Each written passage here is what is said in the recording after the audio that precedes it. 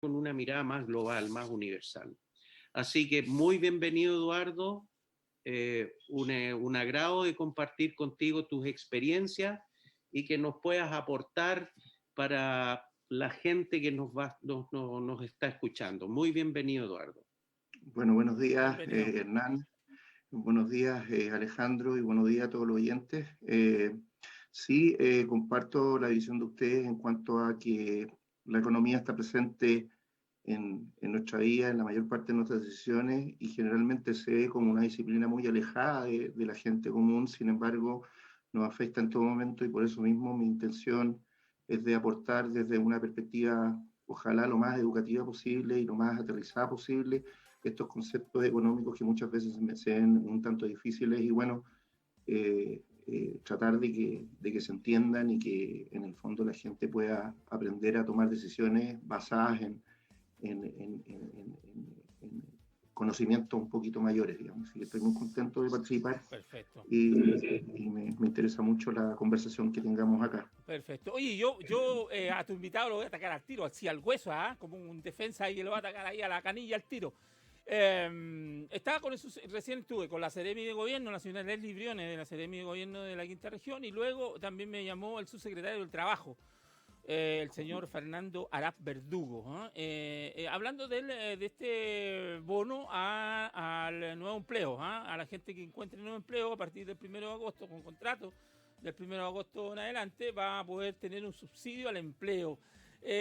Bueno, seguimos hoy, Eduardo, sacando recursos, inyectando recursos al tema de la situación de la pandemia, y que son muchos recursos. Ya hemos hablado que ya sobrepasamos el PIB de los 70.000 millones de dólares, porque ya solamente los 3 retiros se inyectaron en la economía 50.000 millones de dólares. ¿Qué te parece esta medida que toma el gobierno? A mí, visto desde el punto de vista para recuperar los empleos y la economía, creo que es una buena medida, obviamente, pero ¿cómo lo ves tú como economista este bono al empleo?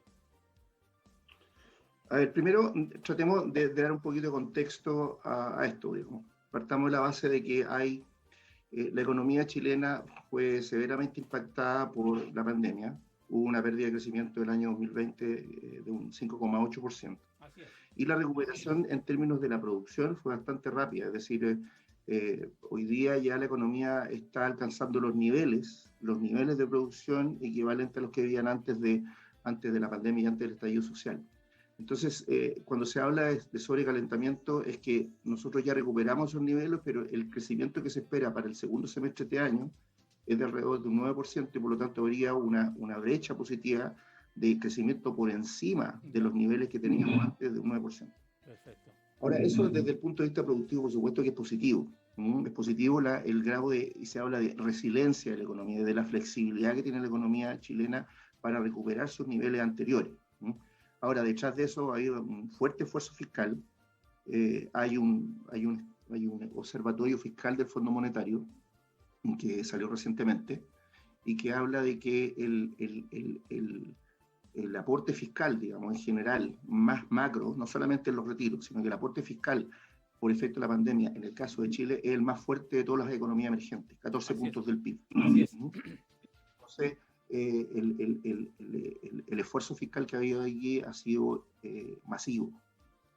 Sin embargo, una característica que ha tenido la economía chilena en las anteriores crisis, que han sido, uno puede desde el año 90 hacia acá, excluyendo la crisis del 82, que es una crisis bastante particular, primero porque no se dan las características que tiene hoy día la economía chilena, era otra economía en ese momento, pero si tomamos el periodo 90 hasta ahora, digamos, Chile ha tenido básicamente tres crisis, ha enfrentado tres crisis. La crisis asiática del año 98-99, después la crisis de Estados Unidos, que fue en 2008-2009, la crisis subprime, y esta. Si uno revisa cuál ha sido la característica del ajuste de esa economía, de esas crisis, en general lo que uno puede observar es que si bien el producto cae, lo que más cae generalmente en la mayor parte de esas crisis es el gasto. Es decir, la economía se ajusta por la vía del gasto en esas crisis. Y en particular lo que más se resiente es el empleo. Por ejemplo, en el año 98, la tasa de desempleo de la economía era alrededor de 6%, y a partir de la crisis asiática, la tasa de desempleo se quedó por encima del 10%, y se quedó por encima del 10% durante varios años, menos 3 o 4 años. Después de la crisis de subprime, que partió el 2007, pero tuvo su efecto en Chile el año 2008, 2009, la economía cayó un poco más, cayó alrededor del 2%, en ese año, y de nuevo la tasa de desempleo se elevó, y esta vez previo a eso, venía la economía sobrecalentada también, y era producto del efecto del aumento del precio del cobre, previo a ese periodo, el boom de los commodities que hubo en ese momento, la economía venía creciendo muy fuerte, y de nuevo la tasa de desempleo quedó pegada en 8,5 de periodos, de tasas previas del orden del 7%. Entonces también hubo un aumento ahí. Y llegamos a este periodo, ¿ya?, en donde tenemos que la tasa de desempleo previo al estallido social y la crisis estaba en torno al 7%, ¿ya?, más o menos, y hoy día se empina, digamos, por sobre el 10%. Entonces, aprendiendo un poco de esa lección, generalmente uno lo que esperaría es que de no haber ningún esfuerzo fiscal adicional y enfocado en apoyar el empleo, muy probablemente podríamos tener una tasa de desempleo que se mantendría en los niveles por sobre el 10% por un par de años más. Y en ese sentido, tomando en cuenta esa historia, digamos, es positivo los subsidios que pueden haber al empleo anunciado. Ahora, por supuesto, el diablo está en los detalles, digamos, y muchas veces el problema es de focalización. O sea, se habla hoy día, una de las críticas que se habla de estos bonos, que probablemente el empleo, si bien hubo una pérdida de empleo de alrededor de 2 millones y se ha recuperado la mitad, hay mucha gente que hoy día que tiene ya trabajo y que probablemente tiene empleo remunerado y que probablemente va a hacer estos bonos. Es decir, lo que quiero decir es que hay un problema de focalización en cuanto a quienes reciben estos beneficios, pero desde el punto de vista macroeconómico, sin duda que uno los tiene que apoyar de tal modo de recuperar más rápidamente el empleo. Sí, pero también uno tiene que, el realismo indica que el mercado de trabajo en Chile tiene algunas inflexibilidades, ya, por mucho que hayan políticas laborales que promuevan el empleo, no es fácil, digamos, remover esa inflexibilidad, y sobre todo en este contexto. Además, hay otro elemento que es más bien micro y que tiene que ver con que las empresas muchas veces, y por eso justamente el empleo se retarda y viene generalmente detrás en la recuperación de la producción, hay sustitución de mano de obra por capital. O sea, hoy día tenemos, por ejemplo, tasas de interés muy bajas en general respecto a la histórica. El costo del capital se ha reducido y por lo tanto muchas empresas deciden, por ejemplo, ajustar procesos de tal modo que la contratación de mano de obra se hace más cara y por lo tanto es preferible, digamos, tener procesos automáticos, automatizados, que generan, digamos, una reconversión en el mercado del trabajo, y eso toma tiempo. Perfecto. Entonces, es esperable que el empleo vaya detrás de la producción. La pregunta es cuánto tiempo más. La historia anterior dice que generalmente el empleo se demora por lo menos un par de años, digamos, en recuperar los niveles anteriores o la tasa de desempleo de caer, digamos. Entonces, uno esperaría un retardo, digamos, en la recuperación del empleo. Vale. Y, por supuesto, la justificación la justificación de las medidas que apoyan a la contratación, digamos, van en el sentido de apurar ese ajuste en el mercado del trabajo. Sí, por eso ahora voy con Alejandro. Interesante el análisis que ha hecho Eduardo, Alejandro, y también me gustaría que tocáramos ese tema. Va a ser muy relevante e importante la inyección que haga el Estado en infraestructura, en obras públicas, porque también el Estado cumple un rol importante cuando hay esta carencia de empleo. También genera empleo a través de las inversiones públicas. ¿Qué te parece a ti ese asunto, estimado Alejandro? Sin duda, tú eres economista, Eduardo, así que corrígeme. Hay un economista que decía que por el incentivo fiscal se recuperaba la economía. Keynes. ¿Cuál era, Keynes. Eduardo? Keynes.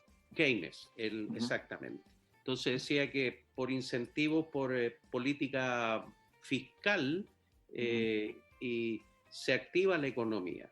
Y en este sentido tú mencionabas, Eduardo, recién que el aporte fiscal es el 14% del PIB. Eso en dólares como... En transferencias del gobierno, es política fiscal de transferencia. Todos los gastos que ha hecho el gobierno, en todos los bonos que ha dado, etcétera, eso suma 14% del PIB. 14%, que en plata deben ser unos 35 mil millones de dólares. Por ahí. El PIB chileno son 250.000 millones de dólares. Sí, ya. ¿Sí? Entonces son 35.000 millones de dólares. Sí,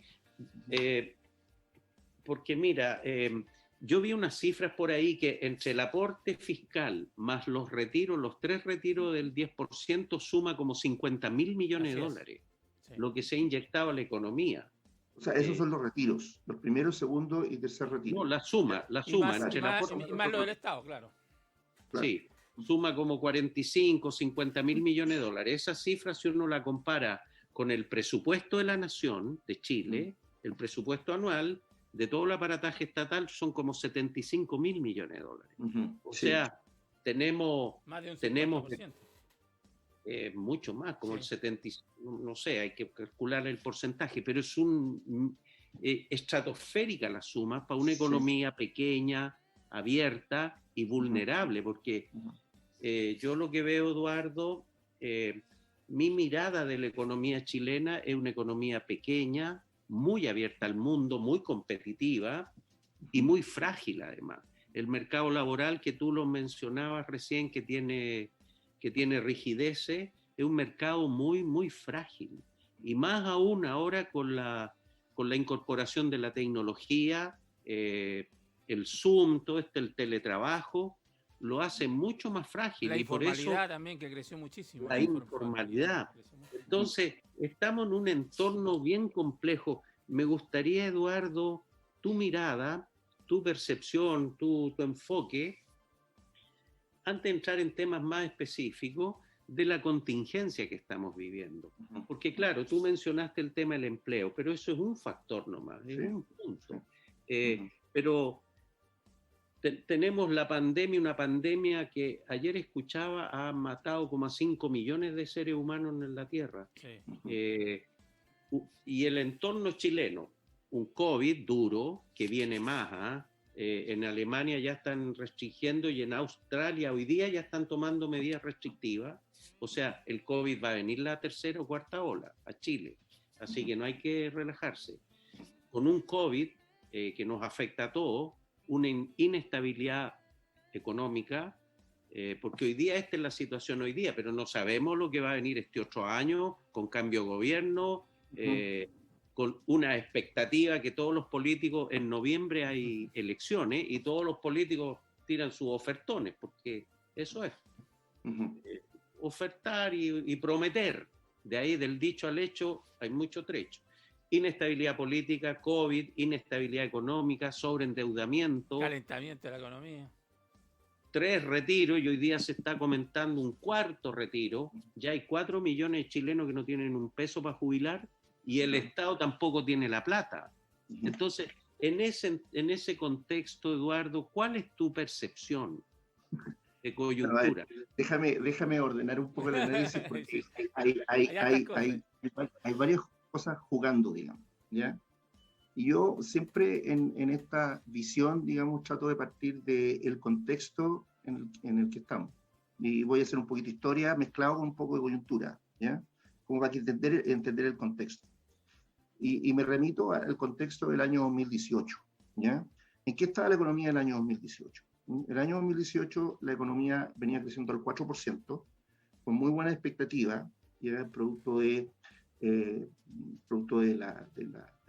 advenimiento del nuevo gobierno, hubo un crecimiento fuerte del gasto en ese periodo, el año 2018. Y el año 2019, a partir de a fines ya del año 2018, principio del año 2019, ya la economía empezó a crecer un poco más lento, ¿no? Fundamentalmente por el efecto de la caída del precio del cobre.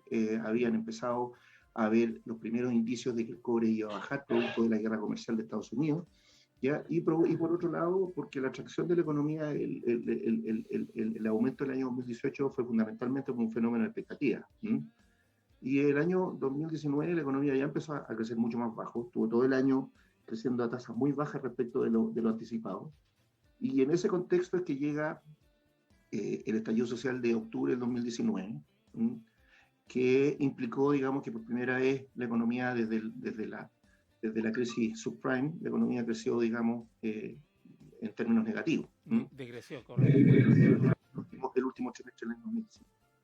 Ya todas las expectativas estaban de que la economía se iba a recuperar, se habían contenido, de alguna manera con los acuerdos políticos se habían contenido, digamos, las incertidumbres políticas, y había tal vez, si no, buenas expectativas, pero la expectativa era mucho mejor que en el último trimestre del año 2019.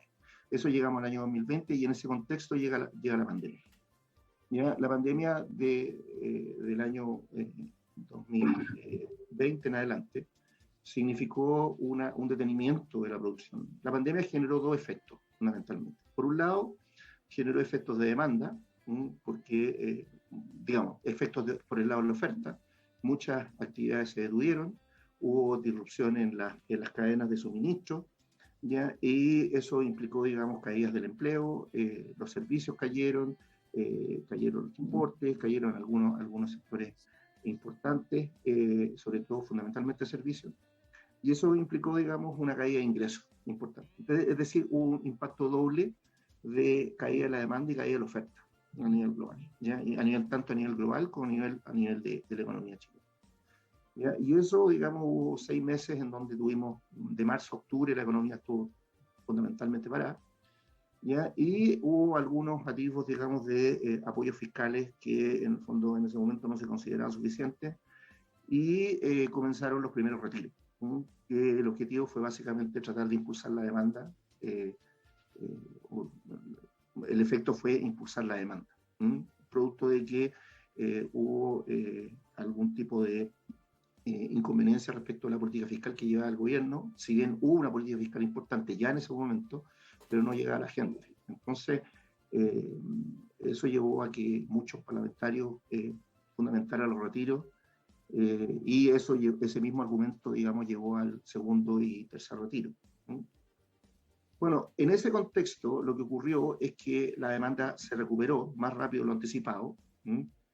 La oferta básicamente se mantuvo, comenzó a reactivarse a partir del aumento de la demanda, y la economía comenzó a recuperarse. De hecho, ya este año, digamos, este año y fines del año pasado, ya la economía se recuperó, empezaron a haber crecimiento importante.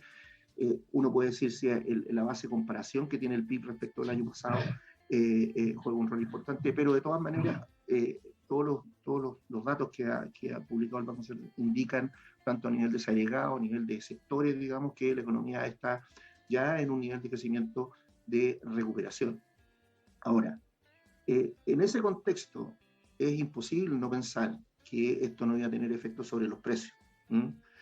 Y a eso se une el hecho que producto de esta recuperación no solamente de Chile, también ocurre a nivel global. O sea, China se comenzó a recuperar, las economías desarrolladas también se comenzaron a recuperar, y eso ha impulsado el precio de las materias primas a nivel global, el precio del cobre, el precio del petróleo, ¿ya? Y eso ha impactado fuertemente sobre la inflación. A eso uno tiene que unirle, en el caso de Chile, que todos estos efectos que vienen desde el exterior también pasan por un efecto del tipo de cambio. El dólar a nivel global, la economía más importante del mundo, empezó a aumentar.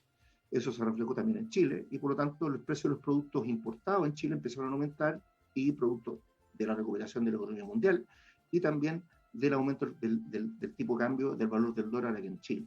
Entonces esos elementos empezaron a presionar sobre, primero, el aumento de la demanda general, vale decir lo que se llama la brecha de productos, el efecto de la recuperación de los precios internacionales a nivel global, y el efecto del tipo de cambio empezaron a influir sobre la inflación. Entonces hoy día tenemos una economía que está claramente sobrecalentada. ¿Qué quiere decir eso? Que la demanda está creciendo más que la oferta. ¿Ya? Y por otro lado, tenemos que un nivel de inflación que es más alto y que está también alimentado por ese efecto de la demanda. Entonces, el escenario macroeconómico es un escenario bastante complicado, ¿ya? Que básicamente lleva a que en definitiva, tenemos una inflación más alta, no desbocada, pero es más alta, claramente más alta que la banda de flotación, la banda que considera razonable el Banco Central, por sobre el 4%, y una economía que está creciendo hoy día al 9%, ¿ya? Y considerando, digamos, que el producto potencial de la economía previo a la crisis era del orden del 3%, ¿ya? Y por lo tanto, claramente hay una brecha de producto que es de 6 puntos del PIB, probablemente 7 puntos del PIB, porque probablemente producto de la pandemia, producto del estallido social, el producto potencial de la economía chilena, que quiere decir la producción máxima de la economía chilena, es del orden del 2%. Se perdió capacidad productiva producto de estos dos fenómenos. Sí. Entonces, tenemos esos elementos. ¿Ya? En ese contexto, la pregunta que surge, bueno, ¿se justifican nuevos estímulos monetarios, ¿ya? Y nuevos estímulos fiscales? Claramente no. O sea, claramente la economía está ya sobrecalentada y por lo tanto lo que se requiere es ir en el sentido inverso. Es decir, retirar el estímulo fiscal y retirar el estímulo monetario. Y probablemente la política que está más cercana de hacer eso, digamos, o más directa, probablemente sea la política fiscal, ¿ya? Y el retiro monetario. Yo estoy seguro que viene pronto con una alza agresiva de tasa de interés por parte del Banco Central. Probablemente, si yo mal no recuerdo, el año 2008, en el medio después de la crisis del boom de los commodities, el Banco Central elevó agresivamente las tasas de interés, inesperadamente en ese momento, porque siempre había sido muy gradual, y probablemente aquí encontremos lo mismo, digamos. Probablemente el Banco Central ha demorado el aumento de las tasas de interés, y probablemente de aquí a final de año, dado que nos ha dado hoy día las cifras, o como se han entregado las cifras macroeconómicas, es muy probable que el Banco Central tenga una política monetaria muy agresiva de retirar el estímulo. Permíteme, ahora, Eduardo. En ese sentido, Sí. Pero quiero, si me deja redondear. No, permíteme un segundo solamente, que quiero recordarle con quién estamos. Estamos con Eduardo López, economista, gran economista con un currículum tremendo, junto también a Alejandro Mancilla en Educación Financiera, aquí en la radio 88.3 en toda la provincia de Petorca, www.hradio.cl, para en vivo en directo. Son las 12:32. Sí, porque la gente de repente está escuchando a alguien y quiere saber quién está hablando. Eduardo, continúa, por favor. Muy bueno tu análisis. Bueno, entonces, en ese contexto, también uno tiene que ver todas las políticas, digamos. Por un lado es la política monetaria, que básicamente es la mantención de las tasas de interés bajas por parte del Banco Central. Hoy día, y solamente para que la gente entienda, las tasas de interés hoy día las tasas de interés reales son negativas. Cuando las tasas de interés reales son negativas, es equivalente a que le están pagando por prestarle la plata. Ese es un poco el concepto de las tasas de interés reales negativas. ¿Okay? Entonces, como nunca las tasas de interés han estado muy bajas, ¿ya? Por supuesto, para todas aquellas personas que tienen capacidad de endeudarse. ¿Y cómo se explica la tasa de interés tan alta en los créditos hipotecarios? Bueno, las tasas de interés históricamente tasas de crédito hipotecario están sin considerar las comisiones, porque lo que le llega a las personas es la tasa del crédito hipotecario más las comisiones que cobran los bancos. Sí. Si uno suma esos dos elementos, ¿ya? Eso suma alrededor del 5 o 6%, que las tasas de interés hipotecarias están más bajas que las tasas históricas. ¿Okay? Entonces, pero eso le llega a quienes beneficia, a las personas que tienen capacidad de endeudamiento, y que probablemente en la economía chilena no es el core de la economía chilena, o la mayor proporción de las personas, digamos. La pandemia dejó esos efectos a nivel del sector privado y particularmente de las personas, producto de que hubo una pérdida de ingresos, y ahí es donde entra, digamos, el periodo de encierro que tuvimos a mitad del año pasado. Las personas perdieron el empleo, probablemente se endeudaron, ya probablemente recurrieron a sus ahorros personales, ya, y probablemente agotaron su capacidad de endeudamiento. Los retiros operan en ese mismo sentido, por eso hay que tener cuidado en la comparación de los retiros. Los retiros son una caída de stocks, ¿ya? En la economía, es decir, la gente lo que hizo es retirar ahorros, ¿ya? Para aumentar su consumo, pero eso es un retiro de riqueza por parte de las personas, ¿ya? No es flujo de ingresos, ¿okay? Es distinto a un bono, digamos, de un bono del gobierno que es un flujo, ¿no? Este es un stock que se retiró. Bueno, y ese retiro de ahorro es equivalente a que las personas hubieran agotado su capacidad de endeudamiento. Entonces hoy día tenemos una economía que está severamente endeudada desde el punto de vista financiero, una economía que está endeudada desde el punto de vista de las personas, ¿ya? Y la economía como un todo, el sector público, está llegando a niveles de endeudamiento que no son sostenibles. Las estimaciones del Consejo Fiscal Autónomo, ¿no? Que es una institucionalidad que es un equivalente, pero a un nivel no de alto perfil como el Banco Central, ¿ya? Existe un Consejo Fiscal Autónomo, ¿ya? Que evalúa, y por eso es interesante mirar los informes del Consejo Fiscal, ¿ya? Ellos están permanentemente auditando y evaluando, digamos, el déficit fiscal chileno y para evaluar si es sostenible este déficit, ¿ya? Producto de la pandemia, la política fiscal ha tenido un déficit en los últimos 2 años y déficit bastante importante, digamos, 10% del PIB, muy superior a lo que fue el histórico de Chile. Chile desde el año 90 siempre ha tenido superávit, ¿ya? A nivel fiscal. Solamente tuvo déficit cuando se hizo una política contracíclica en la época de la crisis subprime, y en los últimos años que han habido algunos atisbos de contraciclicidad, digamos, es decir, gastar cuando la economía está abajo. Eso es el concepto de que la política fiscal sea contracíclica. Bueno, el asunto es que hoy día tenemos que la economía o el gobierno, el Estado, o el sector público tiene una deuda que está acercándose a un nivel del 40% del PIB y que se acerca a los niveles de deuda pública que tenía Chile en el año 90. Es decir, si uno revista cuál es la trayectoria de la deuda pública bruta de Chile, Chile tuvo un muy buen éxito, ¿ya?, en cuanto a reducción de su deuda. Chile partió en el año 90 con una deuda pública en torno al 40%, se redujo ya en los 2000, ya en los 2000, en el medio del boom de los commodities, 2007, 2008, se redujo casi al 0%. Chile no tenía deuda, era un acreedor neto. ¿Ya? Era un acreedor neto, ¿ya? Y hoy día, producto de la caída del crecimiento de la economía, que no permite generar ingresos públicos. Segundo, del estallido social y de la pandemia, ha llevado a que la presión fiscal sobre el gasto sea más elevado, ¿ya? Y por lo tanto, el gobierno ha tenido que emitir bonos para endeudarse, ¿ya? Y estamos llegando a niveles del 40% de la deuda, alrededor de ese nivel. Y las estadísticas del Consejo Fiscal indican que cuando la economía llega a un 50% del PIB, ya es una deuda que no es sostenible. Es decir, ¿y qué significa eso? O sea, si uno piensa que las tasas de interés de largo plazo, a nivel global, son en torno del 2%, 2,5%, ¿ya? Y tenemos una deuda del 50% del PIB. Es cosa de multiplicar 2% por 50%, digamos, tener a un nivel de tasas de interés, de pago de intereses, ¿ya?, del gobierno, que es bastante elevado. Y eso significa que por pagar intereses sobre la deuda, nosotros estamos dejando de tener recursos para otros programas fiscales. Sí. Entonces, ese es el problema de la deuda. La deuda no tiene problema en cuanto a que si uno puede acceder o no. O sea, hoy día Chile tiene una capacidad de endeudamiento que es muy superior a la economía emergente equivalente. Tenemos un spread soberano bastante bajo comparativamente, no obstante todos los vaivenes que ha tenido la economía mundial.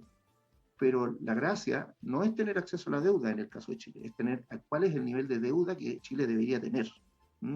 Entonces, por eso, ese es el principal problema que tiene hoy día la economía de Chile. Tenemos una economía que está severamente endeudada y que además está en un contexto, ¿ya?, en el cual las exigencias futuras, ¿ya?, respecto de pensiones, respecto de educación, ¿ya?, son bastante elevadas.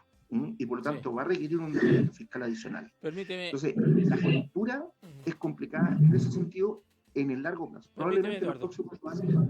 Sí. Permite, Eduardo, porque nos quedan poquitos minutos, porque este programa va a ser un poquito más corto, por un tema de una agenda ahí muy ocupada de Alejandro Mancilla. Oye, yo creo que a este invitado lo vamos a tener que invitar varias veces, porque la verdad, está explicando con peras y manzanas todo lo que está ocurriendo y ha ocurrido en Chile. Yo también, Alejandro, lo hemos dicho muchas veces en este programa, nosotros hicimos algo importante, que es tener el compromiso de pagar nuestra deuda externa y de mantener los equilibrios ahí en el endeudamiento de nuestro país. Eso nos ha permitido tener un desarrollo y nos ha permitido tener una cierta tranquilidad para ir funcionando este país. Entonces eso es súper relevante que la gente entienda que es lo mismo. O sea, cuando yo quiero deuda, tengo que comprometerme a pagar, porque si yo no pago, me significa que me voy a endeudar demasiado y hoy día me van a venir a embargar y me van a ocurrir un montón de cosas, complicaciones producto de la irresponsabilidad mía personal, ¿no es cierto?, con mis acreedores. Por eso también es muy importante lo que está diciendo Eduardo, la importancia que ha tenido en los últimos años el compromiso que hemos tenido con nuestra deuda, Alejandro. Sí, yo escuchaba atentamente, Eduardo, en toda esta panorámica que ha planteado, muy interesante, muy documentada. Yo de verdad creo lo siguiente, y te voy a hacer una pregunta, Eduardo, como para ir cerrando. Yo creo que la mano, o sea, si miramos hacia, porque toda esta descripción de lo que ha acontecido hasta hoy día es clarísima y es objetiva. Y eso nos habla de lo que viene, de cómo viene la mano, cómo viene el pronóstico del tiempo. Yo creo que viene muy duro para la economía chilena, una economía muy endeudada, las personas a nivel, porque todo esto es una mirada macroeconómica, pero a nivel microeconómico las personas y las empresas también están muy endeudadas. Así es. Y si el mercado laboral es frágil y débil, chuta, no hay capacidad de pago, vienen los remates y viene toda la... Esa es una crisis agregada. Entonces, Eduardo, sí, de verdad comparto con Hernán que vamos a tener que invitarte de nuevo porque sí, es muy ilustrativo todo lo que nos plantea y para la gente también. Entonces, mi pregunta para ti, Eduardo, para ir cerrando, toda esta mirada macro, ¿cómo impacta a la gente, a las pymes, a las empresas, los microempresarios que nos están escuchando, las personas naturales ahí de la zona de la quinta región cordillera? Toda esta mirada macroeconómica, ¿cómo impacta a la gente y cuál es tu percepción y tu mirada, tu pronóstico de lo que viene ahora de aquí a este otro año, a 2 años más? A ver, déjame, bueno, un poco lo que te estaba diciendo anteriormente.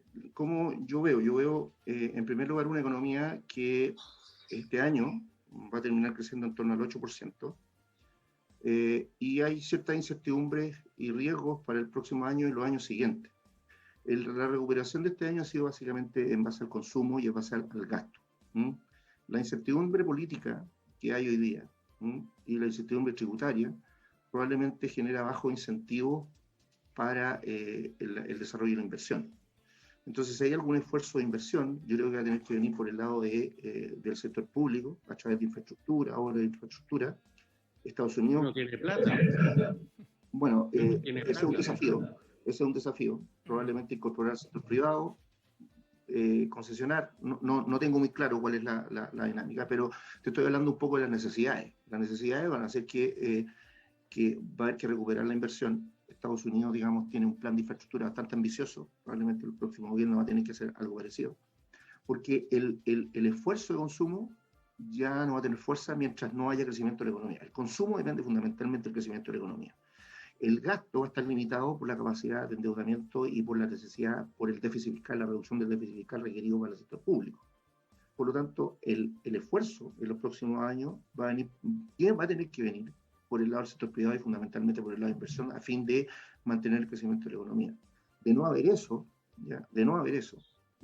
es muy probable que la economía pase a crecer a tasas muy moderadas en los próximos años, menor al 3%, casi al 2%, digamos, y más cercano, digamos, al nivel de producto potencial que tiene hoy día la economía chilena. O sea, la economía chilena hoy día, de acuerdo a las estimaciones del Banco Central, estaría del orden del 2,5%, que es mucho más bajo que lo que había previo a la pandemia y el estallido social, que a nivel del Fondo Monetario estimaba que era del orden del 3%.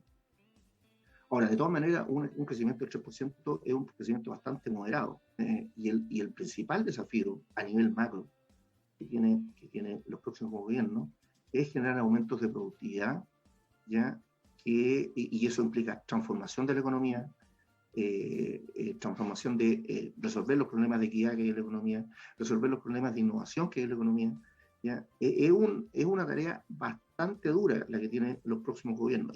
Y no es solamente del próximo gobierno, es de los próximos 3 gobiernos. ¿Ok? Y que tiene que ver con los desafíos de largo plazo que tiene la economía chilena.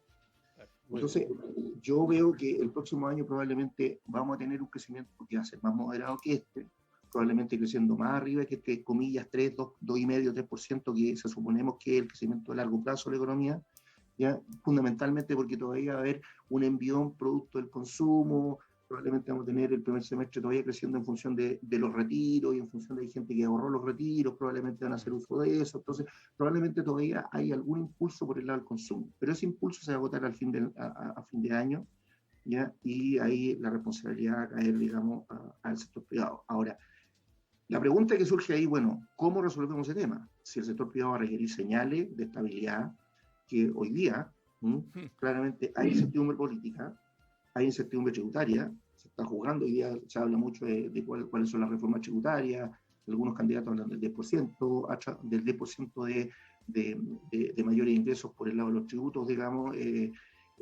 por reforma tributaria, otros hablan de un 5%, otros hablan del 3%, bueno, esa incertidumbre se refleja claramente en la inversión, las empresas no van a estar dispuestas a invertir, ¿ya?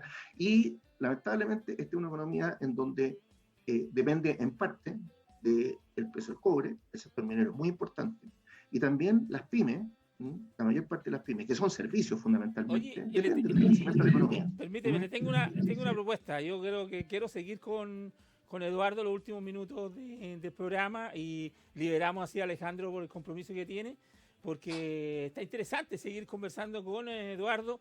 Tengo algunas otras preguntas que no quiero dejar de hacérselas. ¿Te parece, Alejandro? Y obviamente los vamos a reencontrar nuevamente el próximo sábado a la misma hora, en el mismo canal, como dicen por ahí. Alejandro. Encantado. Yo por temas de agenda tengo que irme ahora en este minuto y quiero aprovechar de agradecerte, Eduardo, tu mirada muy pedagógica, muy ilustrativa y muchas gracias por tu participación. Igual a ti, Hernán, muchas gracias por compartir contigo, por ti te agradezco muchísimo. Y buen fin de semana para ambos. Vale. Encantado. Vale, gracias. Vale. Gracias. Chao, que te vaya bien. Oye, ahí se nos va nuestro panelista estable, Alejandro Mancilla, por su agenda. Estamos en Educación Financiera, un programa que hacemos todos los sábados a partir del mediodía. Hoy día lo hicimos especialmente porque también tiene un compromiso mañana Alejandro, por eso lo estamos haciendo hoy día y lo vamos a repetir mañana. Vamos a repetir este programa a partir del mediodía en su horario normal que tiene este programa, que es los sábados de 12 a 13 horas, Educación Financiera. Pero seguimos con Eduardo López, que nos está haciendo una inscripción muy importante.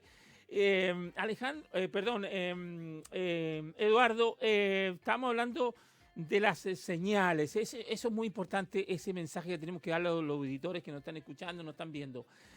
Hoy día se viene las elecciones de presidente, de senadores, diputados. Bueno, por acá por la zona nuestra tenemos solamente diputados y consejeros regionales.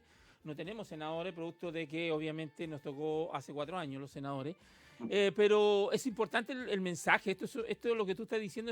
Es importante que los candidatos sepan y la gente que va a ir a votar sepa que cuando tú hablas de que uno de los factores importantes va a ser que la inversión privada ayude a recuperar nuestra economía, y ese sector privado necesita buenas señales, necesita tranquilidad para invertir, necesita para no salir y sacar sus capitales afuera, ir a invertirlo afuera o retirar y dejarlo guardado ahí en algún fondo por ahí, sino que quiere trabajar. Y para querer trabajar tiene que tener señales muy claras de parte de los candidatos, no solamente de quién vaya a ser presidente.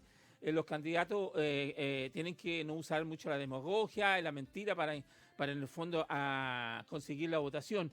Eso es súper relevante, que nosotros, los ciudadanos, los que salimos a votar, cada votación importante, tenemos que entender de que tenemos que aprender a escuchar lo que dicen los candidatos. Muchas veces hablan, por ejemplo, Boris está diciendo que reducir la tasa del 7 o el 8% que tenemos de evasión de impuestos, bajarla a la mitad, creo que es una demagogia. Yo creo que es muy difícil que un gobierno en 4 años baje a eso. O sea, sería lo ideal, porque recuperaría una buena cantidad de recursos para poder invertir en inversión social. pero es difícil bajar la tasa de un 8 a un 4 de evasión fiscal, estimado Eduardo. Bueno, justamente a eso me refería con que el desafío para el próximo gobierno es un desafío bastante masivo, bastante importante.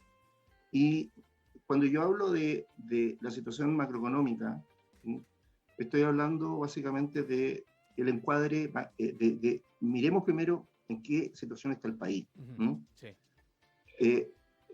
Y eso es haciendo una crítica a todo el espectro político. A todo el espectro político. Y no me quiero banderizar con ningún signo. Solamente yo hago una crítica desde el lado de la capacidad macroeconómica que tiene la economía, ¿ya? Para seguir creciendo sostenidamente. Ese es un concepto muy importante, crecimiento sostenido. Nosotros no queremos crecer durante 4 años al 8 para después terminar en una crisis, digamos, en una recesión masiva después de los 4 años, de los primeros 4 años. Eso no es crecimiento sostenido. Crecimiento sostenido es que la economía alcance niveles de crecimiento que sean persistentes y permanentes en el tiempo. Claro. Ese es el primer desafío. Ahora, eso implica que todos los desafíos, hoy día, todos los desafíos que hablan los candidatos, son desafíos de muy largo plazo, son desafíos para los próximos 10, 15 años, sí. Que requieren un esfuerzo importante de modernización y de transformación de la economía. Es decir, por ejemplo, si los candidatos hablan que tienen como objetivo, ¿ya? Obtener recursos a través de una reforma tributaria de 5 puntos del PIB, y la mitad de eso va a venir a través de una reducción de la evasión, de una reducción de la evasión. Bueno, eso va a requerir una transformación importante, una modernización del Estado, Así es. Modernización del servicio de impuesto interno, ¿ya? Va a requerir de reducir exenciones, ¿ya? Y también va a requerir por parte del sector privado entender esa realidad. Es decir, el sector privado aquí también tiene que hacer un esfuerzo en términos de que las demandas de la economía ya son de muy largo plazo, pero también la economía requiere una demanda por estabilidad económica, y estabilidad política y estabilidad social. Entonces, las señales que han habido de parte en las primarias recientes, digamos, es bastante expectante y bastante positiva. Hubo un voto por la moderación. Así es. ¿Ya? Y eso es positivo, ¿ya? Porque en definitiva, si eso se persiste en las primarias, digamos, entonces eso quiere decir que la gente ya, estos candidatos extremos, digamos, no van a ser los candidatos que van a liderar, digamos, el debate de economía política en los próximos años. Y por eso creo que es importante que estos conceptos que estamos delineando acá, la gente los entienda. Es decir, y por eso yo cuando hice la descripción anterior, no me ceñí únicamente a comentar lo que está pasando hoy día. Siempre uno tiene que tener contexto. Así es. ¿Ya? Y lo que tiene el contexto de la economía chilena hoy día es que tiene, en primer lugar, un crecimiento bastante debilitado en el largo plazo, con un nivel de productividad bastante bajo, y esto no es solamente de los últimos años, no es de este gobierno, no es del gobierno anterior, viene desde el año 2000 en adelante. El crecimiento de la productividad, mira, yo te digo, yo escribí un artículo de crecimiento en el año 96, y en ese momento la productividad era del orden del 3%. La economía chilena estaba creciendo casi al 6%, ¿ya? Y todas las perspectivas hablaban que si la economía crecía al 5% en las próximas décadas íbamos a ser desarrollados. Bueno, acá hay dos factores. Primero, cuando la economía crece más fuerte, entonces naturalmente, porque la economía es más rica, va a tender a crecer más a tasas más bajas. Sí. Pero el problema que tiene la economía chilena es que desde el año 2000 en adelante, el crecimiento de la productividad, ¿ya? Que básicamente el crecimiento de todos los factores productivos conjuntos, ¿ya? Empleo, capital, etcétera, lo que se llama el crecimiento de la productividad ha tendido a decaer. Desde un 3% a fines de los 90, hoy día a casi un 0,5%. Ese es el crecimiento genuino que necesita la economía. Y ese crecimiento genuino no es porque haya una política fiscal de gasto, no, es porque se transforma la economía, porque hay mayor equidad en la economía, es decir, porque hay mejor educación en la economía, porque hay mejor calidad de empleo en la economía, porque hay mejor ambiente para las inversiones, porque hay incentivo a la innovación. Todos esos elementos generan un ambiente favorable para la productividad, para el emprendimiento, etc. Entonces, ese es el desafío que tiene la economía chilena a futuro. Y ese no es un desafío que lo va a cumplir este gobierno, lo va a cumplir 3 gobiernos más. Entonces, por eso, lo que yo echo de menos en todo el debate político tiene que ver fundamentalmente porque ese desarrollo, ese tipo de tópico no está en el debate. Así es. No está, tampoco está en el debate la conciencia respecto de las restricciones presupuestarias que enfrenta la economía chilena en los próximos años.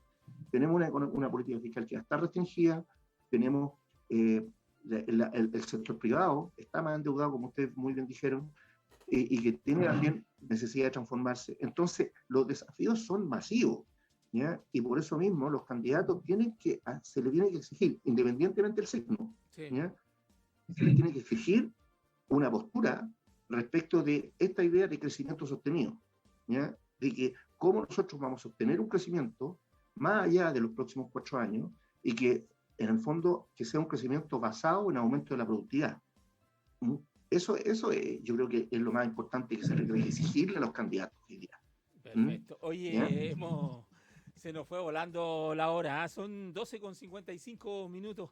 Estamos terminando este programa Educación Financiera junto a Alejandro Mancilla, que se nos fue, tenía una agenda ahí ocupada, pero nos quedamos con un ratito más con Eduardo López, economista, gran economista, nos ha explicado con pera y manzana lo que está pasando, lo que puede pasar en nuestra economía. Importante este programa que hacemos para ir educando para que la gente entienda de que estos conceptos económicos o hablar de economía no es tan difícil, es que tenemos que, es como nuestra casa, tenemos que gastar lo que debemos gastar nomás, porque una de las cosas que hacemos muchas veces es gastar más allá. Cuando él hablaba recién de un déficit fiscal es porque gastamos más de lo que ganamos, y cuando hay superávit fiscal, que hemos tenido mucho tiempo superávit fiscal, es porque logramos, ¿no es cierto?, tener gasto y tener un resto de ahorro también. Así que son conceptos, son miradas de lo que tiene que ver con nuestra economía. Vamos a seguir obviamente con este programa el próximo sábado, y mañana vamos a repetir este programa que hemos tenido hoy día en forma especial. Eduardo, gracias por compartir con nosotros este programa, y de verdad te vamos a invitar a otro programa que nos acompañe, porque creo que quedó muchas cosas que podemos discutir en otro momento. Así que gracias por estar con nosotros aquí en H Radio, en la provincia de Petorca. Encantado, Hernán. Ha sido una gran conversación. Bueno, disculpe porque muchas veces me extendí. Me gusta explicar, digamos, con bastante cuidado los conceptos, sí. Pero ha sido muy agradable y bueno, disponible para futuras conversaciones y apoyarlos en cuanto a su objetivo de enseñar a la gente y de enseñar educación financiera. Creo que es muy importante, educación económica más genéricamente, y encantado de acceder a la invitación de ustedes en los próximos programas. Nuevamente, digamos, en el futuro. Perfecto, gracias, Eduardo. No me dejes solo en pantalla, esperamos un segundo, nos vamos a esta hora ya terminamos el programa. Estuvimos con la hora de los contadores, luego la Seremi de Gobierno, luego el subsecretario del Trabajo, y ahora Educación Financiera. Tuvimos una mañana, pero que no tocamos mucha música, pero ahora sí viene harta horas de música acá en H Radio. Nos vamos a la pausa comercial y luego la buena música aquí en H Radio. Hoy se viene también la Radio Agricultura, otra hora más de conversación ahí, pero temas importantes que entregamos cada día. Lo reencontramos nuevamente mañana en esta radio. Gracias por acompañarnos. Chau, chau.